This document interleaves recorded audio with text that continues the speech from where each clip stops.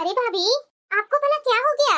पहले तो आपको अपने बेटे की चिंता थी, तो अब तो आपका बेटा का शादी हो गया ना भाभी, फिर क्यों इतना चिंता में है? अरे दीदी, चिंता होगी नहीं तो क्या होगी, आप ही बताइए। मैं कितने लड़की खोजते रही, लेकिन मेरा बेटा को एक भी लड़की पसंद नहीं आई। इतनी उम्र बीत जाने के बाद एक लड़की पसंद आई, अपने मर्जी से शादी किया उसने। कितना मुझे शौक था कि मेरा बेटा अच्छा खासा पोजीशन पर जॉब करता है, शादी करूंगी अपना बेटा को तो दान दहेज लूंगी, लेकिन ऐसा तो कुछ भी नहीं हुआ दीदी। ये आया मेरा बेटा, पता नहीं कहां से उठा करके लड़की। अरे भाभी, आपका बेटा का शादी नहीं हुआ था तो आप कितना चिंता में रहते थे कि मेरे बेटी की शादी नहीं हो रही है। जब आपका बेटा शादी करके ले आया घर में बहू, तो आप इतना क्यों टेंशन ले रहे हैं? अरे पूनम जल्दी करो। क्यों, अभी तो टाइम नहीं ना हुआ है जाने का?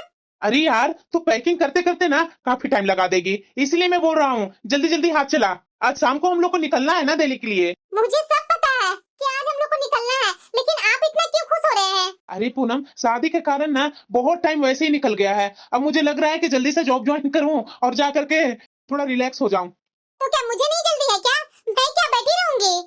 मुझे भी तो दिल्ली में जाकर जॉब ज्वाइन करनी है ना, मैं थोड़ी ना घर में बैठने वाली हूँ। अरे हाँ यार मुझे पता है, लेकिन तुम तो काफी दिन की छुट्टी ली है ना, कुछ दिन तो घर में ही रहेगी ना तुम।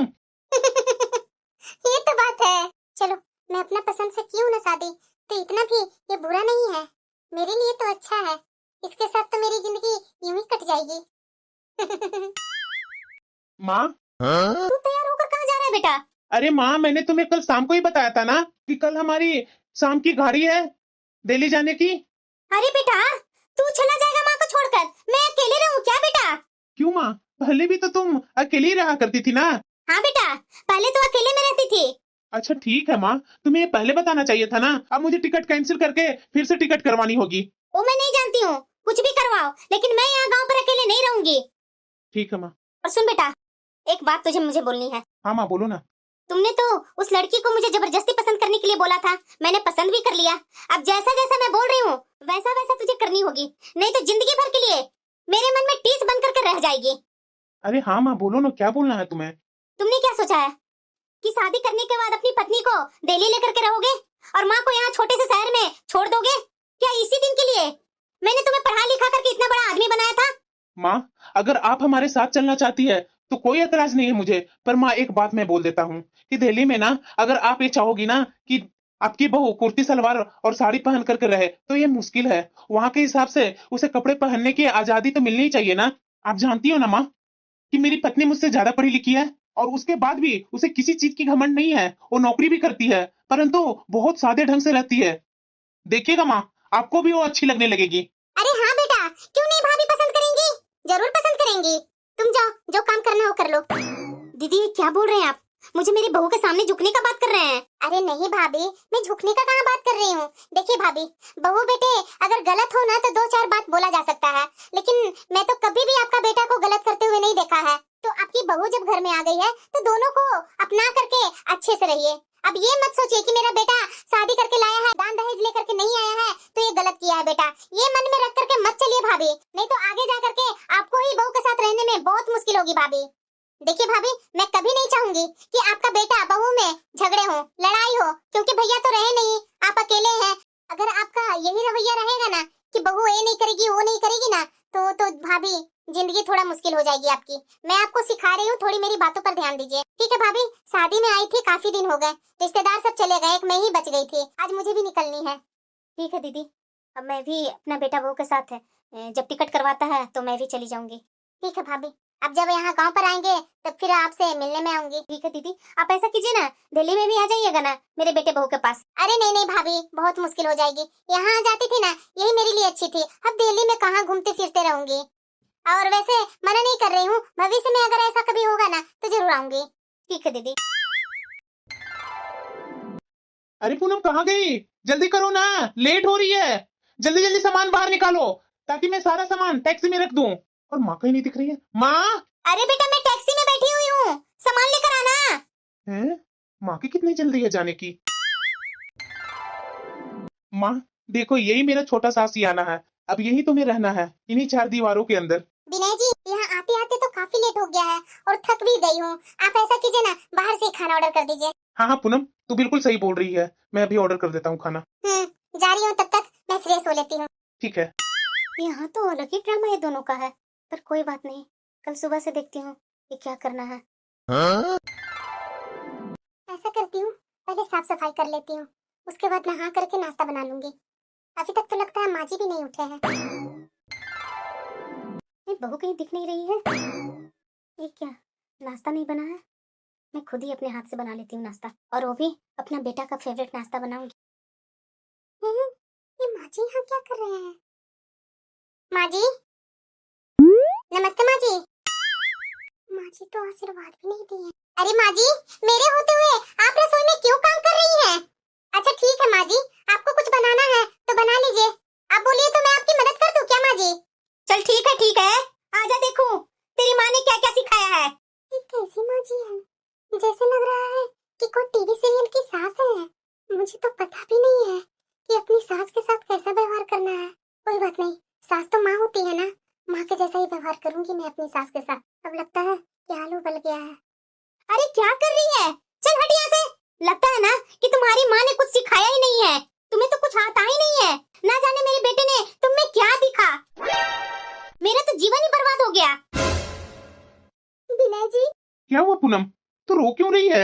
माँ जी सुबह सुबह उठकर किचन में खुद काम कर रही है। जब मैं माँ जी के पास गई उनका हेल्प करने के लिए, तो माँ जी बहुत गुस्सा हो रहे हैं। अरे पूनम, तू जानती है ना कि हमारी माँ शादी का सारा भार अपने कंधों पर ले रखा था। हो सकता है थक गई होगी, फिर रास्ते की थकान इसी वजह से चिड़चिड़ हो गई होगी। उनकी बातों को दिल पर मत लो। एक हफ्ता की छुट्टी ली है ना, उनके साथ अच्छे संबंध बनाने की कोशिश करो, सब ठीक हो जाएगा। अरे बेटा विनय, नाश्ता बन गया है, आजा नाश्ता कर ले। बेटा बताया नहीं कि नाश्ता कैसा लगा? बहुत ही टेस्टी लगा माँ। तो ठीक है बेटा, नाश्ता तेरा बैग में डाल दी हूँ, वो आगे रूम में रखा हुआ है। अब जाओ ऑफिस। जी माँ। ये क्या है? अपना बेटा को माँ जी विदा कर लिए और सीधे अपने कमरे में चले गए। एक नजर भी मेरे ऊपर नहीं डाले माँ जी। ये क्या, माँ जी तो अपना दरवाजा भी लगा लिए, लेकिन माँ तो माँ होती है। माँ जी ने एक बार भी मेरे से नाश्ते के लिए क्यों नहीं पूछा? अपना नाश्ता लेकर माँ जी कमरे में चले गए। कोई बात नहीं, मैं ही पूछ लेती हूँ। रसोई में भी कुछ भी नहीं है खाना। ऐसा करती हूँ, सास से पूछ करके बना लेती हूँ खाना, और फिर साथ में दोनों बैठ करके सास बहू खाना खाएंगे। क्या हुआ? क्यों दरवाजे पर धक्का दे रही है? क्या दरवाजा तोड़ना है? मेरे बेटे ने बड़ी मुश्किल से ये घर लिया है, कोई उसे दहेज में नहीं मिला है। माँ जी, मैं आपके लिए कुछ बना दूं? क्योंकि नाश्ता करने का समय हो गया है। नहीं, मुझे इतनी जल्दी खाने की आदत नहीं है। मैं नहा धो करके कुछ खाती हूँ, मुझे अभी आराम करने दो और जाओ यहाँ से। कोई बात नहीं, माँ जी शायद 1 घंटे आराम करेंगी ना, फिर नहा धो करके फ्रेश हो जाएंगी, तब हम लोग मिल करके कुछ खाएंगे। माँ जी का इंतजार करते करते तो 2 बज गया। मुझे भूख भी बहुत जोरों की लगी हुई है, लेकिन माँ जी कुछ खाए नहीं है और मैं खा लूंगी तो ये अच्छी बात नहीं है ना। और माँ जी तो इतना गुस्सा होकर बात करते हैं, मुझे हिम्मत ही नहीं हो रही है कि फिर से मैं दोबारा जाकर पूछूं। ऐसा करती हूँ कि मैं विनय जी से ही बात कर लेती हूँ। हेलो विनय जी। हाँ बोलो। मुझे बहुत तेज भूख लगी है। मैंने सोचा था कि माँ जी के साथ मिलकर खाऊंगी, पर वो तो कुछ बोल ही नहीं रहे हैं। क्या मैं चाय बनाकर पी सकती हूँ? क्या मेरी माँ सुबह से भूखी प्यासी है और तुम्हें चाय की पड़ी है? जाओ अभी के अभी और उसे खाने के लिए मनाओ। शायद तुम्हारी किसी हरकतों की वजह से माँ नाराज हो गई है, इसलिए वो खाना नहीं खा रही है। अभी तुरंत से तुरंत जाकर मेरी माँ को मनाओ। आखिर मेरी गलती क्या है? और फिर मेरी सास मेरे से नाराज क्यों रहेगी? ये सास तो सास, लेकिन मेरे पति भी ऐसा रूखा व्यवहार कर रहे हैं, इसकी तो कल्पना भी नहीं की थी मैं। अब तो 4 बजने को आया, लग रहा है कि माँ जी का दरवाजा खुला है, बात कर लेती हूँ। माँ जी, आपको भूख नहीं लगी है? इस तरह से तो आपकी तबीयत खराब हो जाएगी माँ जी। आप कहिए तो मैं चाय बना कर लाऊं? इसीलिए मैं दरवाजा नहीं खोल रही थी कि दरवाजा खुलेगा और तू परेशान करने आ जाएगी मेरे पास। कितनी बार मैं कह चुकी हूँ, मुझे आराम करने दो, कुछ नहीं खाना है मुझे। एक ही बात समझा समझा कर मैं थक गई हूँ। आने दो मेरा बेटा को, उसके बाद मैं बात करूंगी। माँ जी, मुझे बहुत जोरों की भूख लग रही है, मैंने भी सुबह से कुछ नहीं खाया है। आप बोलिए तो मैं 1 कप चाय बनाकर पी सकती हूँ। मैंने तुम्हें चाय बनाकर पीने से मना किया है क्या? जो करना है वो करो। ये कैसी माँ जी है? मुझे तो समझ में नहीं आ रहा है कि आखिरकार माँ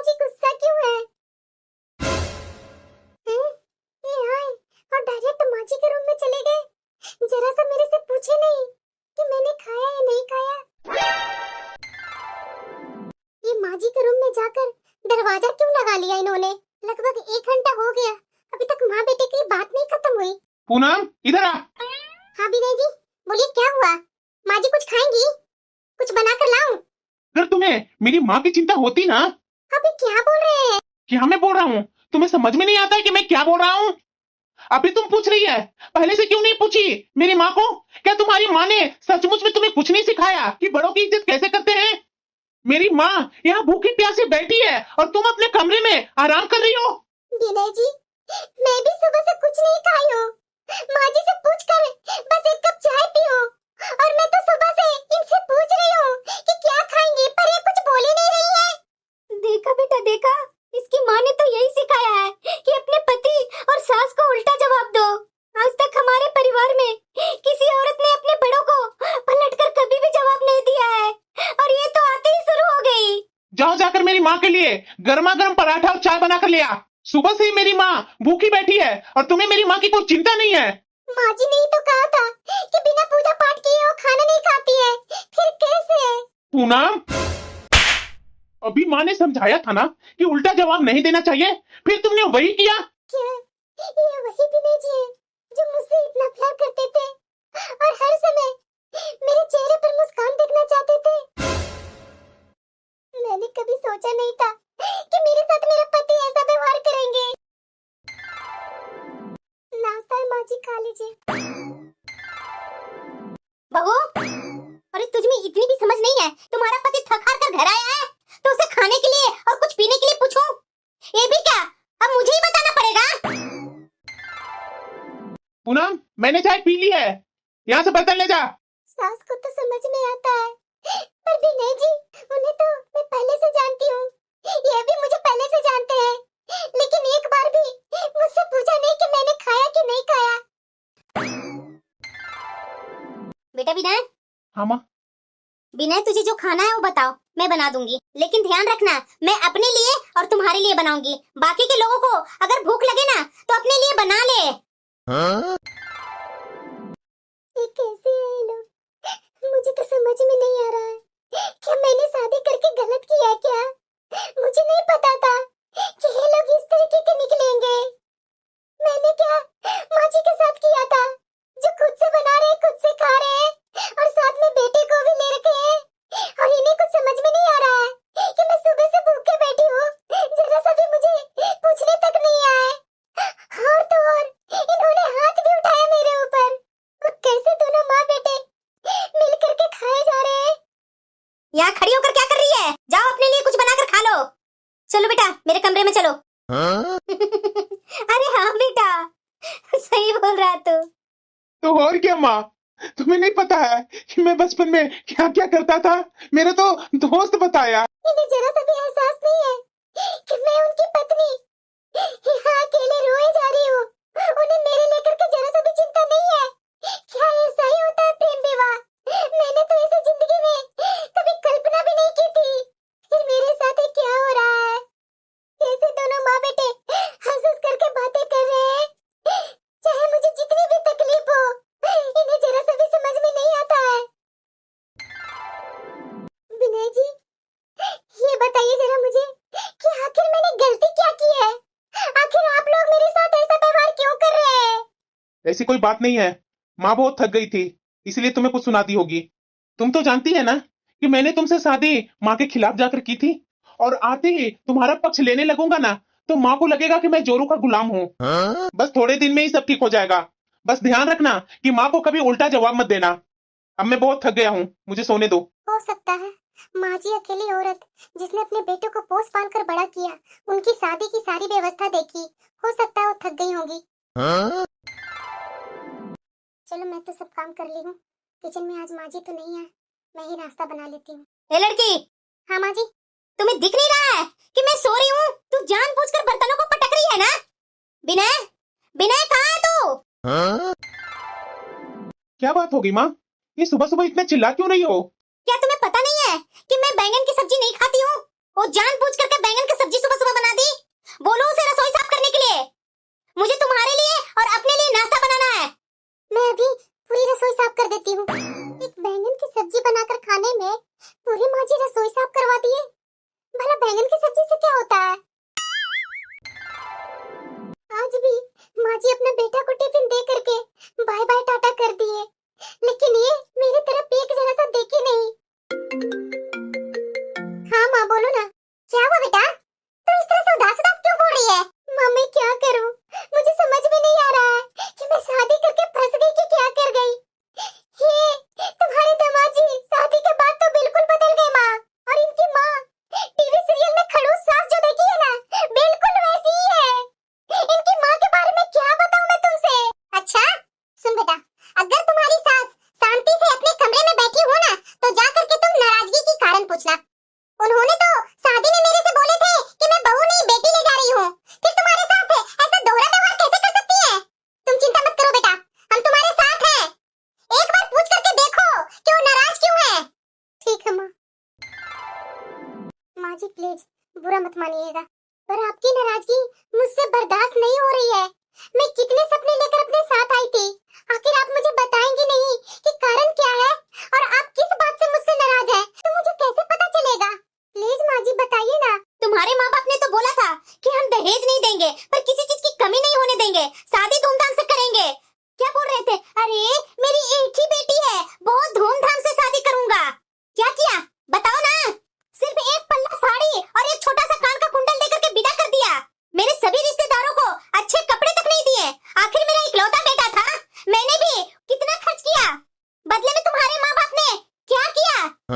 माँ जी मेरे माँ और पापा ने अपनी औकात के हिसाब से बहुत खर्चा किए थे, और आप जानते नहीं है, विनय जी ने जो जो कहा वैसे वैसे उन्होंने सारे खर्चे किए। फिर आप ये पुरानी बातें क्यों कह रहे हो? मैं भी नौकरी करती हूँ, माँ ने सिखाया था कि आप माँ जैसी हैं। मैंने सोचा जो कुछ मुझे माँ ने नहीं सिखाया सास सिखा देंगी। क्या माँ ऐसे सिखाती है? ए लड़की, तुम मेरी बेटी नहीं हो कि मैं तुम्हें सिखाऊंगी। बहू बनकर आई हो, बहू की जिम्मेदारी उठाना सीखो, और ये नौकरी के धौंस मुझे मत दिखाना। आने दे मेरे बेटे को, तुझे हाथ पकड़कर बाहर निकलवा दूंगी। बस बहुत हुआ, आपने मेरे रिश्ते को अपमान किया, मेरे माँ बाप के बारे में भला बुरा कहा, मैं सुनती रही। मुझे बेटी तो छोड़िए, बहू भी नहीं समझी, और मैं सोचती रही कि आप भी तो माँ हैं, पर आपकी कथनी और करनी में तो बहुत फर्क है। अपने बेटे के सामने तो कुछ और बनती है और मेरे सामने कुछ और। खाना खा करके कमरे में सो जाती है और अपने बेटे से कहती है कि मैं भूखी हूँ। अरे कैसी माँ है जो अपने सामने बहू को भूखा देखकर भी आपको कलेजा नहीं पसीजा?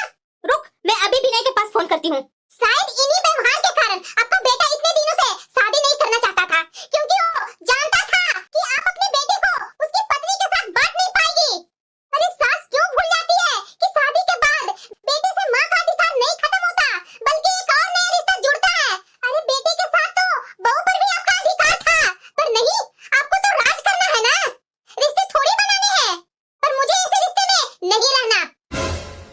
क्या हुआ माँ, फोन क्यों किए? देख ले बेटा, अपने मन से शादी किया था ना, अपना पसंद से शादी किया था ना। देख तुम्हारी पत्नी क्या क्या मुझे सुना करके गई है। मैं कुछ नहीं जानती हूँ, तू अभी के अभी घर आ।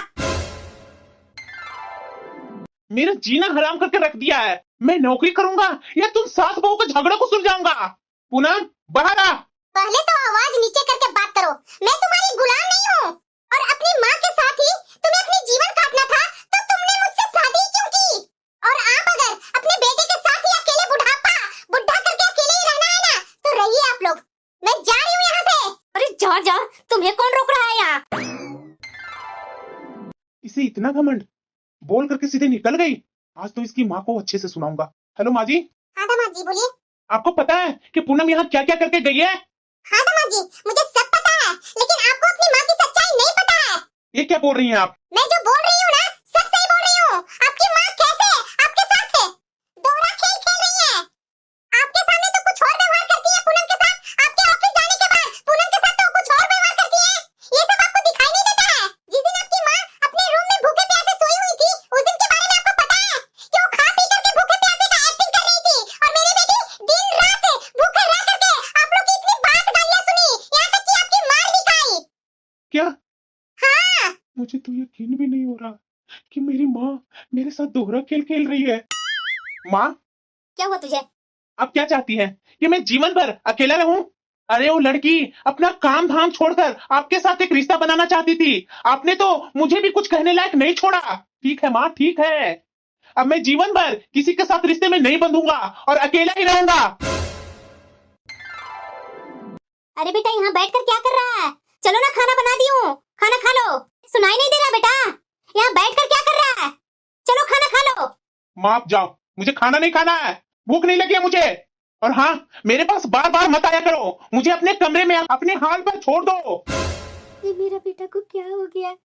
ये तकलीफ तो मुझे अंदर ही अंदर खोखला कर देगा। मैं क्या करूं? समधन जी, मेरा बेटा बिल्कुल ठीक नहीं है। ना वो खाता है ना पीता है, अपने कमरे में बैठा रहता है। मैंने लगता है गलत किया है समधन जी। मैं क्या करूं? मुझे ये सब नहीं करना चाहिए था। मुझे समझ में नहीं आ रहा कि मैं क्या करूं समधन जी। समधन जी, जब हम बहू या दामाद घर में लाते हैं ना, तो अपने बच्चों को उनसे बांटते नहीं है, बल्कि नया रिश्ता भी बनाते हैं। आपको ये समझना होगा कि बेटा तो आपका है और वो बहू भी आपकी ही है।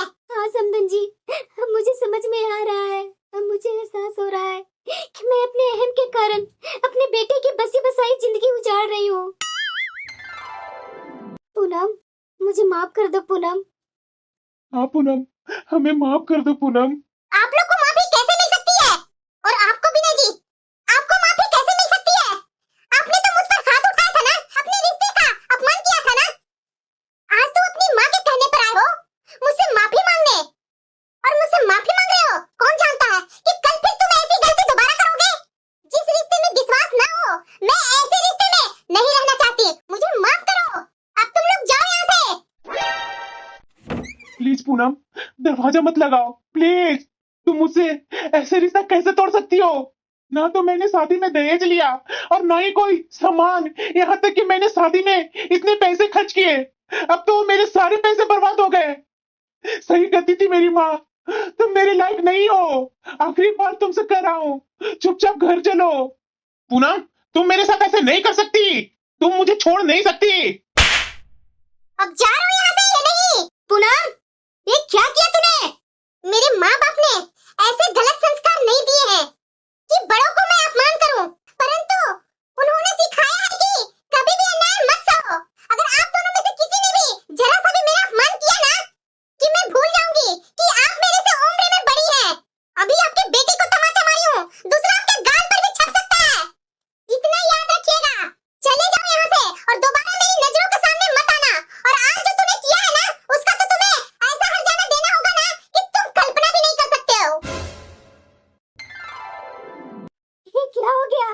मेरा बेटा को पुलिस पकड़ कर ले गया। ये पुलिस वालों तो मेरा बेटा को बहुत ही मारेगा। अब मुझे कुछ करना होगा, मुझे मेरे बेटे को वहां से निकालना होगा। मुझे किसी से तो बात करनी होगी। अरे बेटा, बहुत मुश्किल से तुम्हें जमानत दिलवाई हो। माँ, मैं क्या करूँ माँ? पूनम ने आज मुझे तलाक भी दे दी। मैंने सोचा नहीं था कि जीवन की नई शुरुआत इतनी जल्दी खत्म हो जाएगी। माँ, मैं कभी सोची नहीं थी कि मेरी जिंदगी की शुरुआत यूं ही खत्म हो जाएगी। मैंने कभी सोचा नहीं था कि मैं जिससे प्यार करती हूँ वो ऐसा निकलेगा। अरे बेटा, बिल्कुल टेंशन मत ले, तुमने जो किया सही किया। ऐसे ऐसे लोगों के साथ ऐसे ही होना चाहिए। अगर ऐसा नहीं करती ना, तो ना जाने आगे जाकर के तुम्हारे साथ वो माँ बेटा क्या क्या करते। जो माँ अपने बेटे को उसकी पत्नी के साथ नहीं देख सकती, तो जीवन भर कैसे देखती बेटा? तुम्हें ज्यादा देर नहीं हुई है, जिंदगी में आगे बढ़। अब सोच समझकर अपनी जिंदगी का फैसला लेना।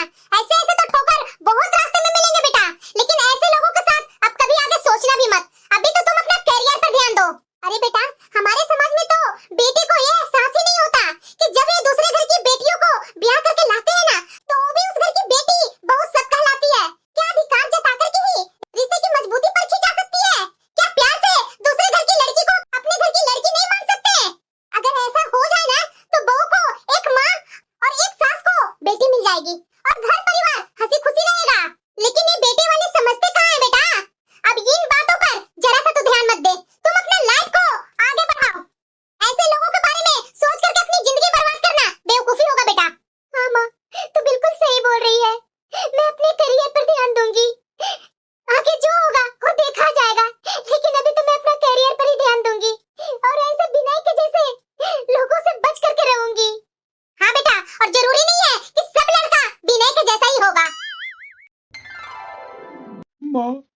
मेरी नौकरी भी छूट गई। मैं कुछ नहीं कर पाऊंगा माँ अब। अरे बेटा, इस सब का जिम्मेदार मैं हूँ तुम्हारी दोषी। मैं क्यों नहीं समझ पाई, मेरे बेटा को इतनी उम्र में शादी हुई है, बहू आई है तो उसे अपनी बेटी मान करके रखूं। मैंने क्या कर दिया, अपने हाथ से अपने बेटा को घर उजाड़ दिया बेटा। माँ, मेरा तो जिंदगी पूरी तरीके से बर्बाद हो गई माँ। अब कुछ लायक नहीं रहा मैं।